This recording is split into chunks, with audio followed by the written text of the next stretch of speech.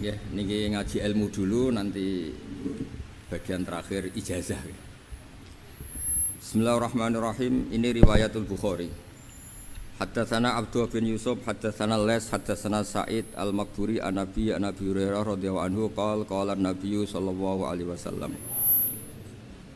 Ma minal anbiya'i nabiyyun illa qad u'tiya minal ayat ma mithluhu amana alaihil bashar. Wa innama kana alladhi utituhu wahyan awhahu wa ilayya fa arju an akuna aktsarahum tabi'an yaumal qiyamah. Dados kita tahu semua nabi itu punya mukjizat. Ya, semua nabi itu punya apa? Mukjizat. Mukjizat itu hal yang luar biasa yang memastikan manusia itu tidak bisa menyainginya atau menandinginya. Dan rata-rata mukjizat nabi dulu itu fisik. Misalnya ontanya Nabi Soleh itu kan onta tapi keluar dari batu, itu kan aneh, aneh sekali. Atau tongkat Nabi Musa bisa simsalabim mengeringkan laut apa? Merah. Semua Nabi itu punya mukjizat dan semuanya berbentuk fisik.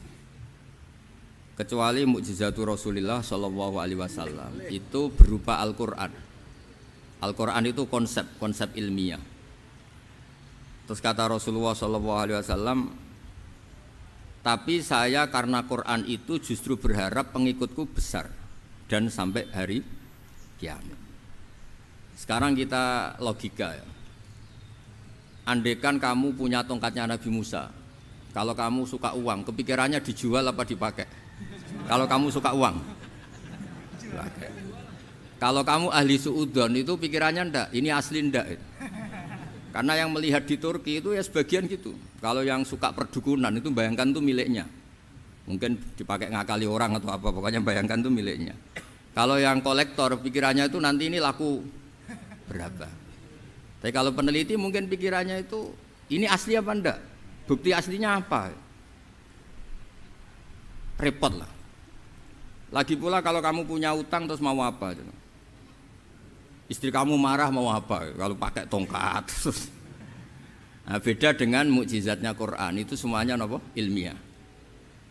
Orang yang sedang harmonis dengan istri bisa pakai ayat di antara ayat-ayat Allah itu apa? Wa ja'ala bainakum mawaddatan warahmah.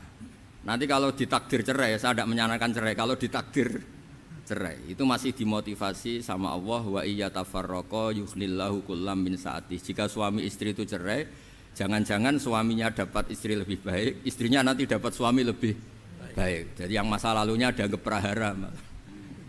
Kan banyak orang suaminya meninggal ketika nikah lagi ditanya, kangen sama suami pertama, alhamdulillah ini lebih baik.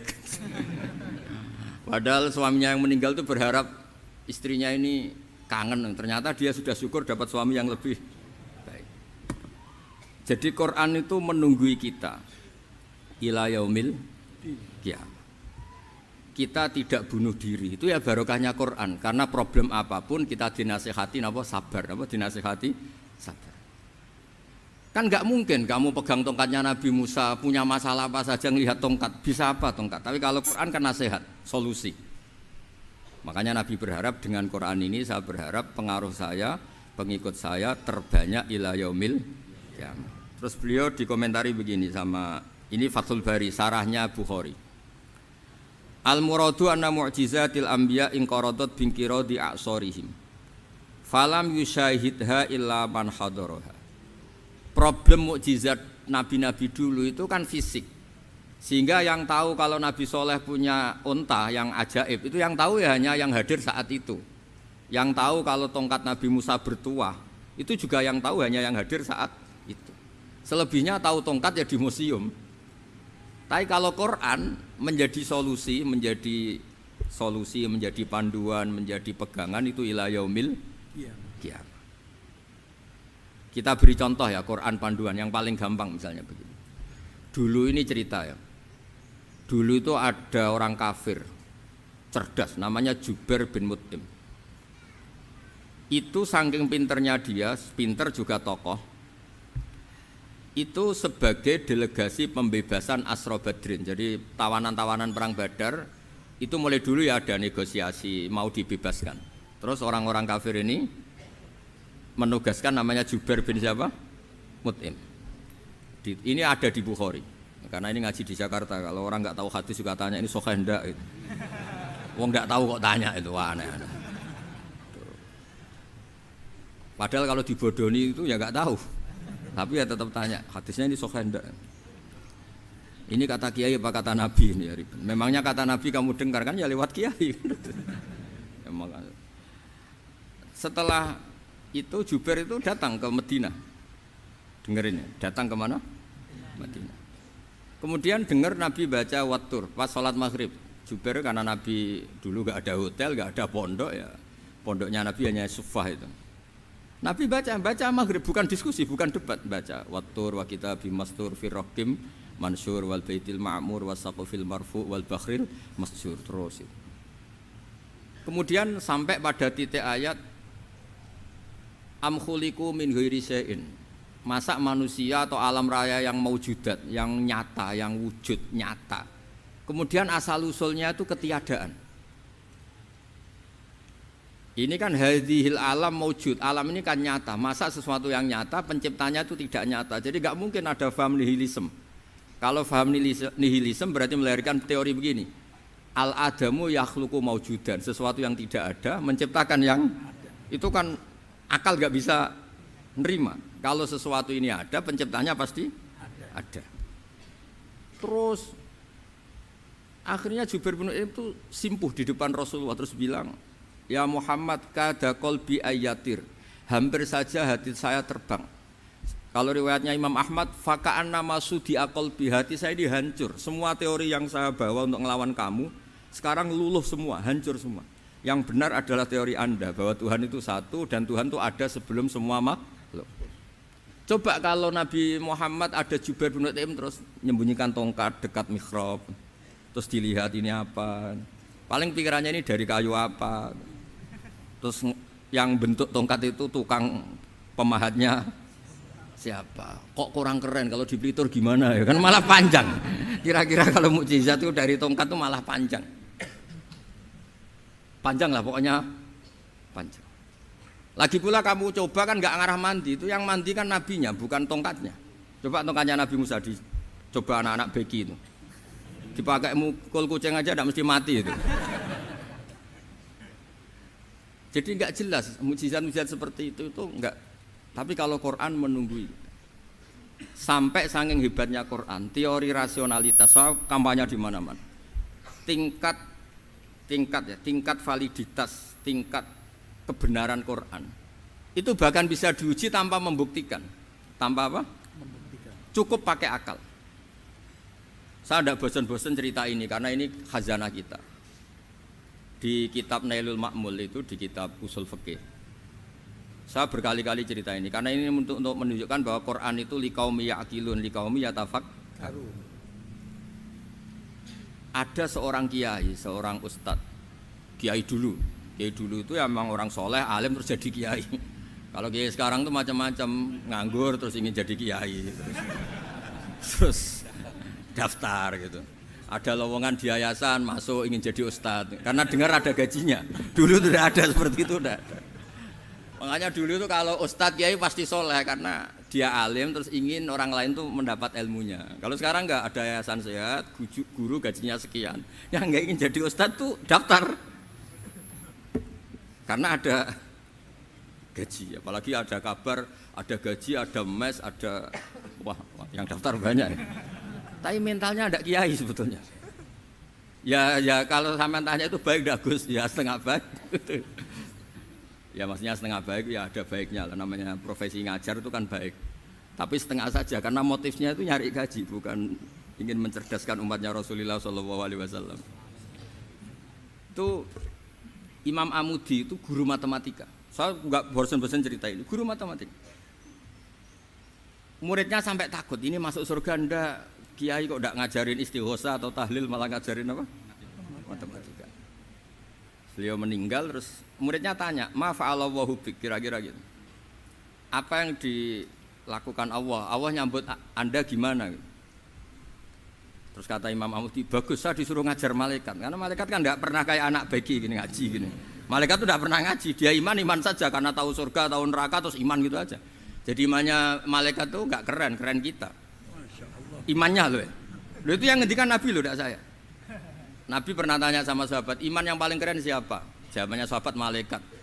Ya ndak karuan malaikat iman. Dia yang tahu surga neraka, tahu segalanya, masa ada ndak iman? Ya pasti iman lah katanya. Terus ya para sahabat engkau iman ya wajar kan menangi saya, nemuin saya. Yang hebat itu orang-orang yang tidak melihat saya, tidak saya didik tapi tetap iman. Karena dididik akal, ya tadi dididik Quran, apa dididik Quran. Sama siapa? Teks bahasa Arabnya masang. Terus Imam Mahmudi kata Allah, suruh dia ngajarin para malaikat cara menemukan saya. Malaikat dikumpulin terus Imam Mahmudi disuruh ngajar. Sama singkat kata-katanya Allah di mimpi itu. Istadilla ala wahdaniyati bihadrati malaikati. Tolong ajarkan cara menemukan saya padahal Anda ini manusia yang tidak melihat saya. Anda di Jakarta kan hanya gedung-gedung. Paling jadi khayal terus nikmat lah, Anda ikut punya tapi ikut nikmati. Itu orang desa-desa kalau ke Jakarta itu pokrol. Wah di Jakarta itu gedungnya tinggi-tinggi, tidak kayak kampung sini. Lo udah ikut punya, ikut bangga. Di Jakarta orangnya cantik-cantik, tidak kayak orang sini. Padahal dia ya tidak dapat orang cantik gitu. Jadi Allah itu saking pinternya, miskin-miskin ya bisa berkhayal dan bahagia. Nah, itu alhamdulillah betul. Akhirnya itu apa ini anak-anak begini saya tak niati ngajar standar anak-anak akademik. Terus pertama yang diajarkan hanya bilang gini, sama siapa teksnya itu? Ya malaikat wahi para malaikat. Terus beliau bilang, nisbatus naini wassalasah ila malanihayata lahu nisbatul far'i ilal asli. Angka itu jumlahnya berapapun 2, 3 sampai triliunan. Semuanya itu nisbatul far'i ilal asli. Binisbat ilal wahid nisbatul far'i ilal asli. Angka 2 ya cabangnya 1, 3 ya cabangnya 1, 1 triliun ya cabangnya 1. Tetap yang asal usul adalah angka 1. Itu nangis semua malaikat. Cara Jawa itu mandek man kowe iman kaya imanku. Makanya imannya ummatu Rasulullah sallallahu alaihi wasallam itu PD-nya yakinnya kayak imannya malaikat. Kalau Tuhan itu 1. Karena angka enggak bisa dimulai kecuali dengan angka 1. Makanya nisbatus naini wassalasah ila malani hayatalahu iku nisbatul far'i ilal asli. Semuanya itu nisbatnya cabang ke induk. Berarti semua alam raya ini tetap asal usulnya 1, yaitu qul huwallahu ahad. Nah, itu namanya akal. Umatnya Rasulullah itu ditinggali mukjizat akal lewat panduan Quran sehingga meskipun kita tidak menangi Rasulullah, tidak menangi sahabat, kita tidak tahu malaikat Jibril, tapi cara iman kita ini tidak kalah keren. Yakin hakul yakin. Terus kedua, gambar. Kamu gambar rumah, gambar hewan, gambar apa saja, mesti dimulai 1 titik. Entah gambar kamu bagus, entah jelek, tetap dimulai 1 titik. Nah, titik ini namanya nuqtatul wujud. Semua alam raya dimulai dari 1 titik, yaitu nuqtatil wujud. Makanya Quran dimulai bismillah, dan bismillah itu dipilih sama Allah pakai pertama ba itu ada titik. Itu kata semua ulama. Itu titik itu singkatan dari bi kana makana wa bi yakunu mayakun. Karena saya semuanya ada. Bi itu karena saya. Jadi makanya santri-santri beki tidak usah bayangkan kamu jadi wali terus bisa terbang ke Mekah, tidak usah. Kalau terbang ke Mekah ya sudah umroh aja bayar. Kalau enggak ya maklaran KBIH atau apa, pokoknya cari gratis. Ya gratis kan ya, dapat orang 10 gratis 1. Terus orang enggak umroh-umroh dirayu-rayu supaya umroh. Repot. Itu pelanggaran fikih itu. Kalau orang punya utang itu wajibnya nyaur utang dulu gitu. Wah repot. Saya itu juga sering bingung di kampung-kampung. Gus sama umroh. Kenapa? Dapat gratisan. Minta uang saja buat nyaur utang, enggak boleh Gus. Wah, secara fikih yang wajib itu nyaur utang bukan umroh. Enggak boleh Gus diminta uang, enggak boleh, harus umroh. Udah gitu saya ini bingung Gus mau umroh, enggak nikmati. Kenapa? Disuruh ngajar Gus. Repot semua kalau ibadah mergawe ya gini, bingung semua. Ya saya mohon anak-anak BK semuanya yang seneng Quran itu harus seneng sampai kayak saya sehingga tahu. Istidlal mencari Tuhan dengan cara tauhid yang berbasis akal itu sedzahir imannya malaikat. Jika di kelasmen iman itu manusia ulul ilmi, kita-kita yang nekuni ilmu itu nomor 1 prakteknya. Karena nomor 1 itu Allah karuan kan syahidah Allah kan enggak tertandingi syahidah wa annahu la ilaha illa huwa terus wal malaikatu Malaikat kan karuan karena langsung menyaksikan surga dan ketiga apa? Wa ulul ilm. Berarti prakteknya kan nomor 1. Kalau kompetitornya semuanya manusia, ulul ilmi nomor berapa? 1 kan? Nah nomor 3 kan dari Allah, malaikat, ulul ilm. Berarti kalau kompetisinya antar manusia nomor berapa? 1 kan? Nah kenapa ulul ilmi di nomor 3 kan tapi dari Allah, malaikat, ulul. Kerennya kayak apa? Karena cara iman ulul ilmi itu enggak ada ragunya sama sekali. Kamu ragu enggak kalau 2 itu cabang dari 1, asal-usulnya 1? Enggak pernah kan ragu kan? Semua gambar seruat apapun dimulai dari 1 titik, ragu enggak? Enggak kan? Nah imannya umatnya Nabi karena dipandu oleh Quran itu seyakin itu, sehakul yakin itu. Nah itu terus Jubair bin Mut'im jadi iman. Am khuliqu min ghairi syai'in am humul khaliq. Terus kata Allah lagi, kalau kamu tidak percaya saya yang bikin langit bumi ya gampang dong. Kamu saja yang ngomong kalau kamu yang bikin. Paling orang sepakat kamu stres. Terus hanya ayat gitu. Am khalaqus samawati wal ard. Kalau kamu tidak yakin Allah yang bikin ya silakan Anda klaim saja kalau kamu yang bikin langit bumi. Bala yuqinun. Kamu juga gak mau kan dibilang stres. Nah ini terus saya teruskan ya. Makanya mukjizat terbesarnya Nabi adalah Al-Quran. Karena Al-Quran itu cerita tentang hukum-hukum akal, cerita tentang logika-logika peradaban. Misalnya logika peradaban, contoh paling gampang. Di Quran itu ada sekian ayat yang Allah cerita peradaban. Misalnya wa ahsinu innallaha yuhibbul muhsinin. Itu dikutip terus kemudian disimpulkan dalam peradaban. Kata Sayyidina Ali karramallahu wajhah ngendikannya gampang. Ahsin man syi'ta takun amirah. Kamu berbuat baik saja sama seseorang, maka otomatis kamu akan jadi pemimpinnya. Ada orang enggak tamat SD, enggak tamat papa, gobloknya minta ampun. Tapi karena gaji seorang pakar. Oh, kamu tak gaji 1 bulan 1 miliar. Perusahaan saya jadikan besar. Itu dikongkan ngalor ngidul ya nurut. Hanya karena dia ihsan.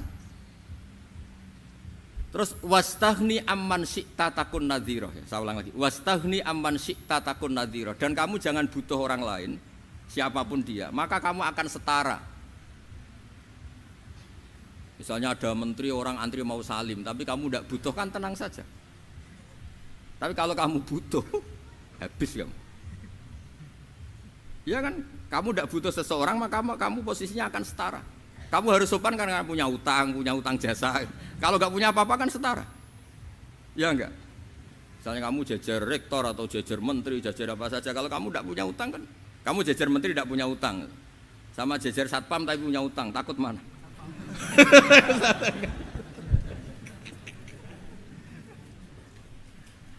Kalau butuh itu mesti kalah kan?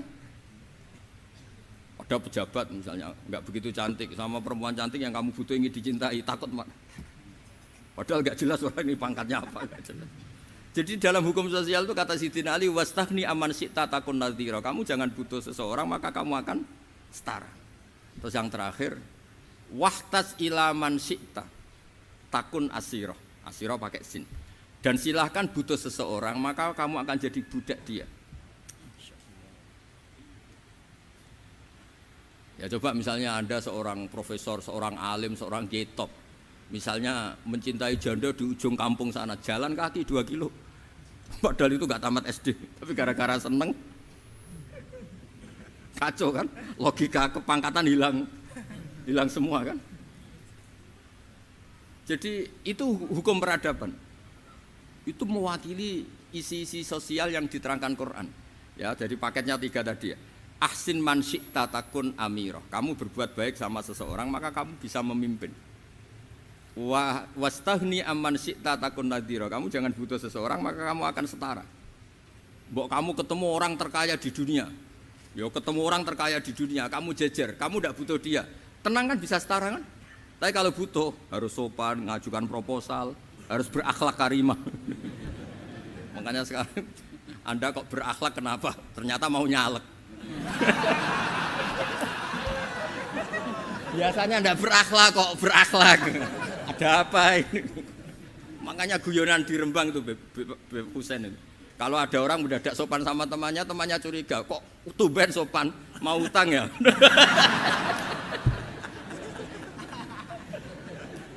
Zaman akhir itu kacau.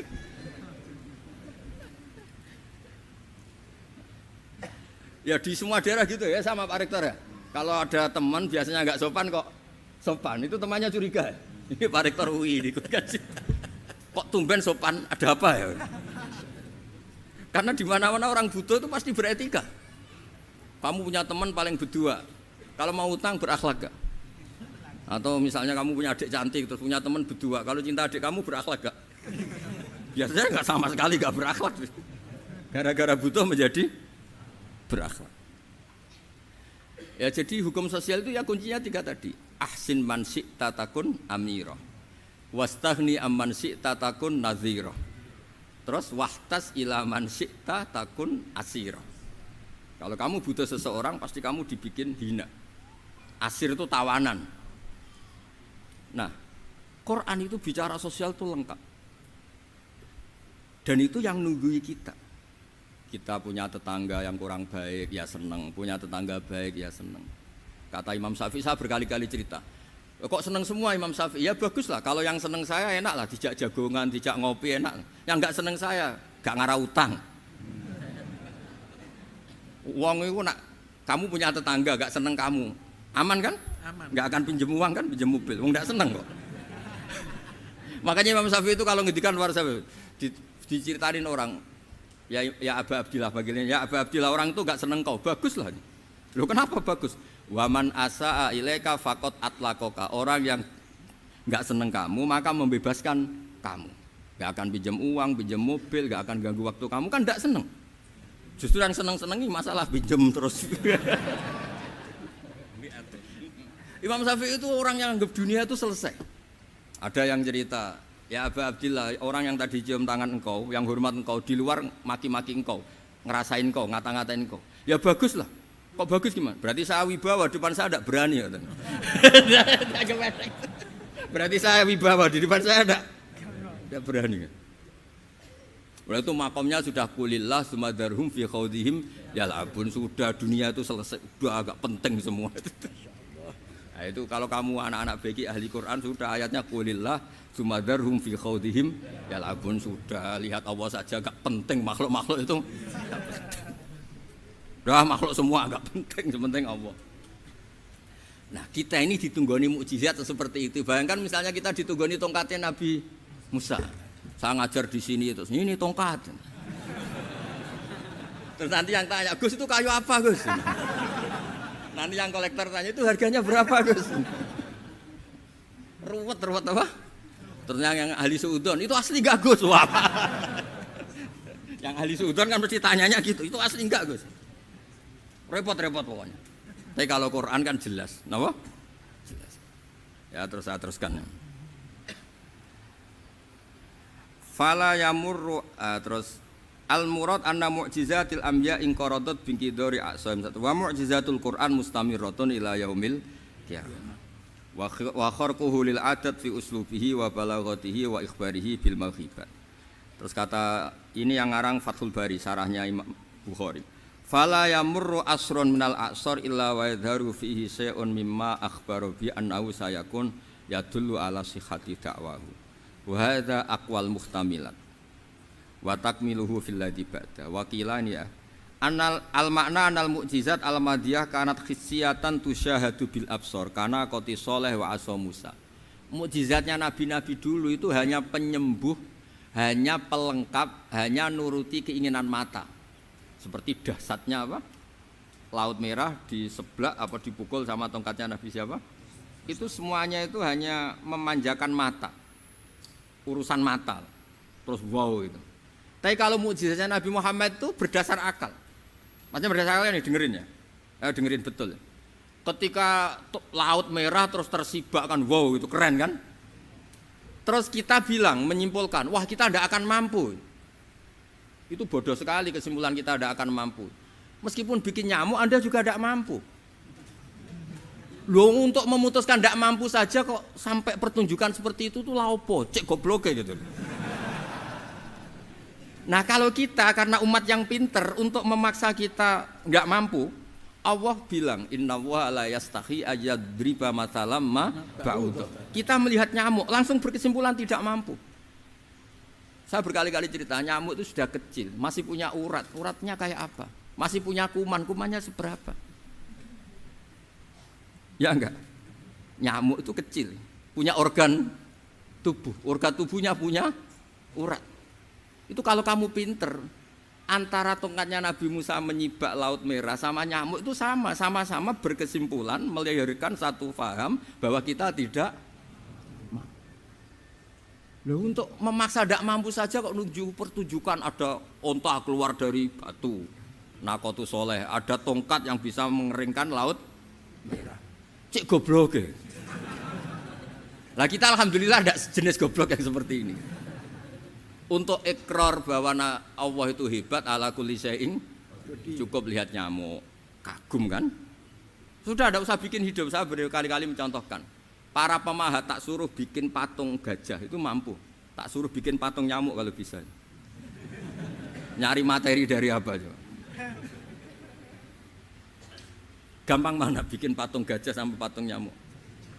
Gajah, makanya Allah bikinnya contoh itu untuk ijaz itu pakai nyamuk bukan pakai gajah. Itu kalau ustadz-ustadz yang agak jorok malah contohnya nyamuk Gus. Itu kecil. Itu kayak apa? Di dalamnya dia hamil. Itu anaknya kecil lagi, telurnya kecil lagi, itu gimana itu cara bikin itu? Makanya di sini ada kitab Itqon, itu komentarnya itu lucu. Ini kitab Al-Itqon karangannya Imam Suyuti. Ini persis komentar saya tadi yang kata Imam Suyuti, pengarang kitab Itqon. Wahya imma khissiyah wa imma akliyah. Jadi mukjizat itu ada yang fisik, bisa dilihat indra, panca indra, bisa dilihat akal. Wa aktsaru mu'jizati Bani Israil kanat khissiyah li baladatihim. Bilada itu goblok, wakil lati basoirihim. Dasar wong goblok.